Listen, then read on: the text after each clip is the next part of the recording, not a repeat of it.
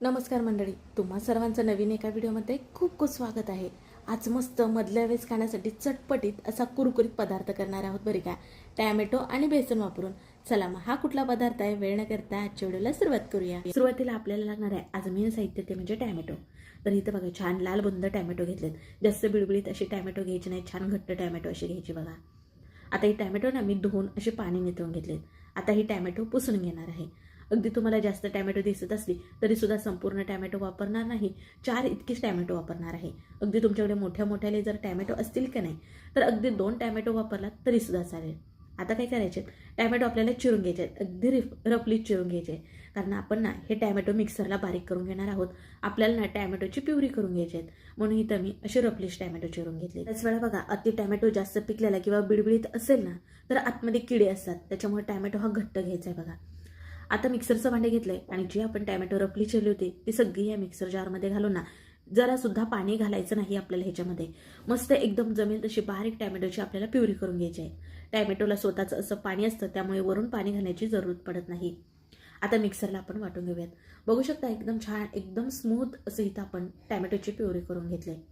Tomato लाल असल्यामुळे टॅमॅटोच्या प्युरीला रंग सुद्धा छान सुरेख आलेला आहे बघा. अगदी तुमच्याकडे कच्चे टॅमॅटो असेल ते वापरलात तरी सुद्धा चालेल. आता ही ना आपल्याला गाळून घ्यायचे आहेत.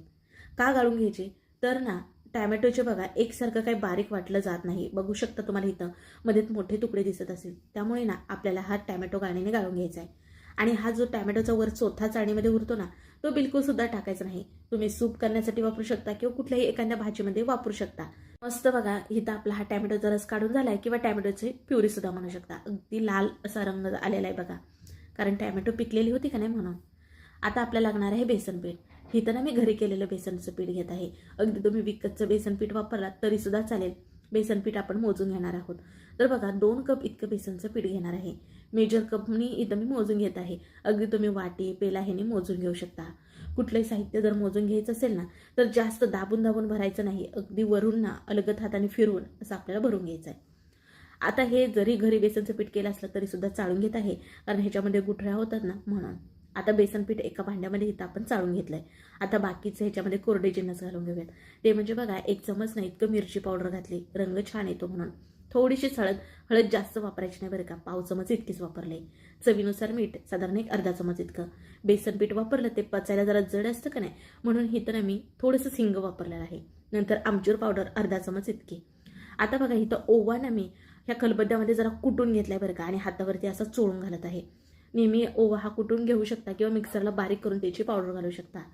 हे कोरडे छान प्रकारे ह्या बेसन पिठामध्ये ना मिसळून घ्यायचे आहेत. आता आपल्याला ह्याच्यामध्ये घालायचं आहे मोहन.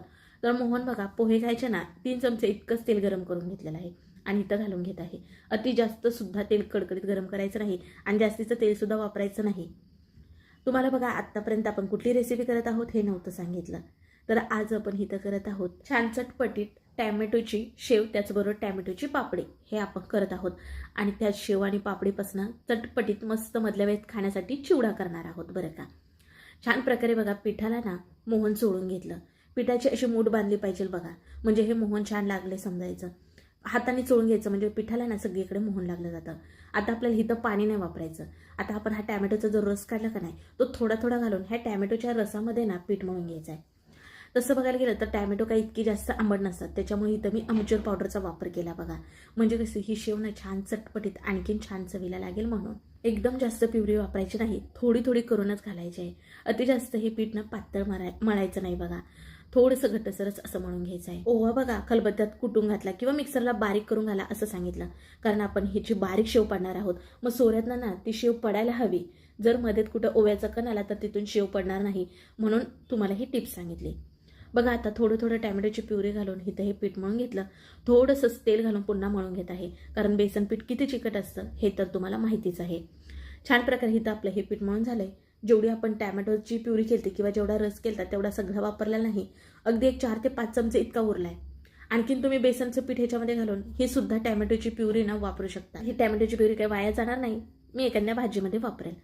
जितकी टॅमॅटोची प्युरी लागते तितकं घालून पीठ मळून घेतलं आणि झाकण ठेवून 10 मिनिटं भिजत ठेवलं, म्हणजे शेव ना छान प्रकारे होते बरे का पीठ जर भिजत ठेवलं तर.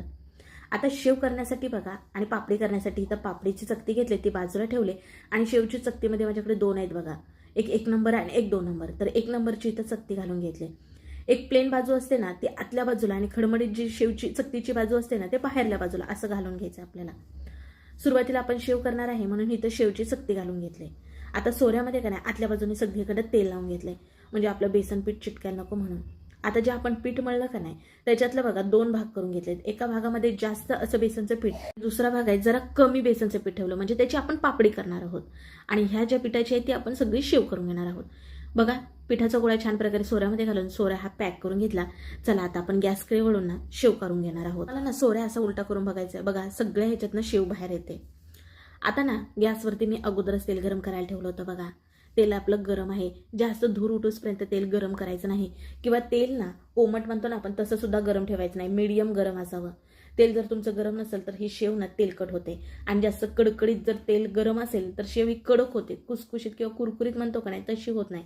शिवाय शेवला रंग लगेच येतो पण शेव ना हलकी नरम होते. त्याच्यामुळे गॅस हा मध्यम ठेवायचा आणि छान शेव तळून घेणार आहोत. बघा शेव इथं मी तेलामध्ये पाडून घेतली. जितकी तुमची कढई मोठी असेल ना एका वेळेस तितकी शेव तुम्ही पाडून घेऊ शकता.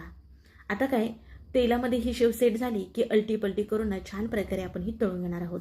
बघा असे बुडबुडे कमी झाले की समजायचं शेव आपली छान तळले गेले आणि शेवला रंग देखील बघा किती छान सुरेख आलाय.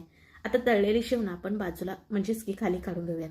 अशी चाळणीवरती काढून घेत आहे बघा. आता इथं ना आणखीन एक बॅच करून घेत आहे म्हणजे आपलं आणखीन याच्यामध्ये पीठ आहे ना म्हणून.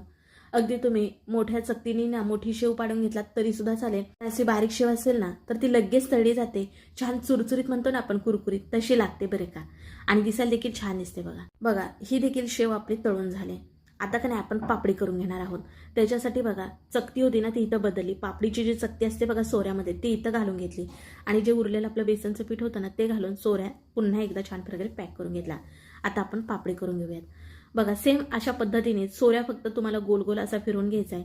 जास्त अतिसुद्धा पाडायचं नाही नाहीतर काय होतं माहितीये का कच्ची राहण्याची शक्यता असते.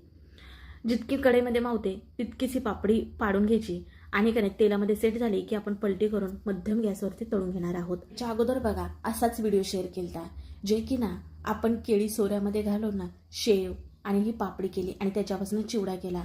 तो व्हिडिओ तुम्हाला खूप आवडला. त्याला तुम्ही खूप छान असा प्रतिसाद दिला बरं का. बऱ्याच जणांनी करून सुद्धा पाहिला आणि तो सुद्धा अगदी 1-2 महिने चिवडा खराब होत नाही. आपण जिथं टॅमॅटोची प्युरी वापरली तिथं आपण केळाची प्युरी घालून पीठ मळून घेतलं होतं. केळी पिकलेली गोड असल्यामुळे ना ती शेव खायला खरंच खूप भन्नाट लागत होती. आणि आज जर आपण वेगळा चिवडा करत आहोत तो चटपटी छान आंबटसर असा बरं का. आता चिवड्यासाठी बघा साधारण एक अर्धी वाटी इतके शेंगदाणे छान कुरकुरीत तडतड उडूसपर्यंत तळून घेतले. नंतर डाळवं ज्याला की फुटाणे डाळ म्हणतात, पंढरपूर पुरी डाळ सुद्धा म्हणतात, ती सुद्धा छान तळून घेतली.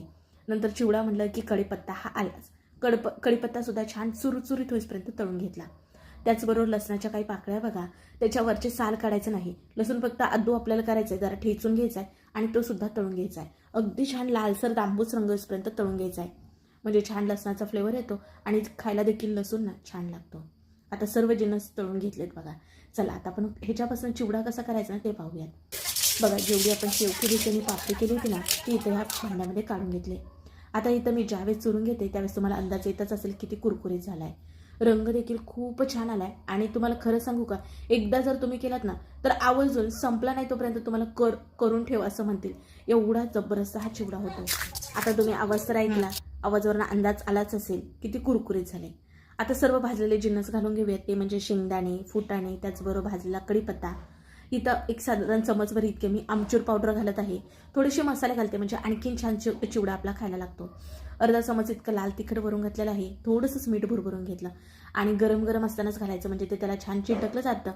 आणि आता आपण हे हाताने मिसळून घेऊयात. शेवटी बघा आपण लसूण सुद्धा तळून घेतला होता. तळलेला लसूण सुद्धा घालून घेऊयात आणि मिसळून घेऊयात. बघा मधल्या वेळेस खाण्यासाठी तर चटपटीत असा आपला हा चिवडा तयार झाला. आपण हे पीठ टॅमॅटोची प्युरी वापरून केल्यामुळे ना खरंच चवीला भन्नाट लागतोय. आजपर्यंत तुम्ही कधीच असा चिवडा खाला नसेल एवढी मी तुम्हाला गॅरंटी देऊन सांगते. आणि बिलकुल सुद्धा 1% सुद्धा हा चिवडा तेलकट होत नाही बरं का. त्या मोठ्या भुकेसाठी किंवा मुलांना काहीतरी खायला देण्यासाठी आपण बाहेरनं नमकीन आणतो किंवा चिवडा फरसाण आणतो. घरच्या घरी अगदी कमी साहित्यात होतो, स्वस्तात मस्त होतं आणि घरी केल्यामुळे ना छान स्वच्छतेची काळजी घेऊन करतो आपण. आता बघा तुम्ही आवाज सुद्धा ऐकला. अगदी मी खाऊन सुद्धा इथं बघितलेला आहे. अगदी छान कुरुम कुरुम झाले बघा. तुम्ही सुद्धा नक्की करून आम्हाला कमेंटमध्ये कळवा तुमचा चिवडा कसा झाला आहे.